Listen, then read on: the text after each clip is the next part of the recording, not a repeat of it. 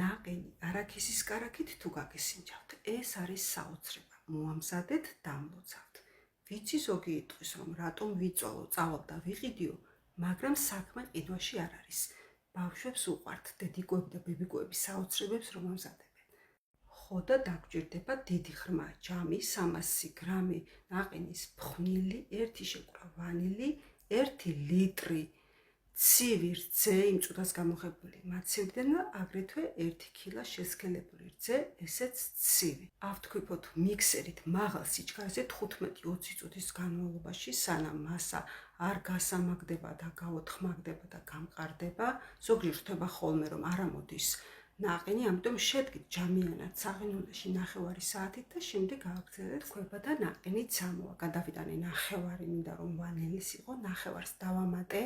ქართული წარმოების ტოსტის არაქისის კარაქი არის საოცრად გემრიელი, უშაქრო, ყოველგვარი დანამატების გარეშე და უსაფრთხოა ბავშვებისთვის და ვამატებ 2-3 სუფრისკოვს არაქისის კარაქს. შემდეგ 1 ფილა შოკოლადს დავტეხავ, გადავიტანე 3 ცალს საკონდიტრო პარკში გადავანაწილებ, ჩავდებ ადუღებულ წყალში, გავალხობ შოკოლადს, თბილსვე გადავანაწილებ აი ესე შპატელით ან დანით, თბილსვე ჩავდებ ჭიქაში, არანაირი დაწოლა და ზეწოლა არ ჭირდება, დაადეთ ზემოდან ნაყინი, ამოიღეთ, შემდეგ და ფრთხილად მოუკარით თავი, აი ესე, როგორც ვიდეოში არის ნაჩვენები და შეინახეთ მაცივარში მინიმუმ 8 საათით ან მთელი ღამით.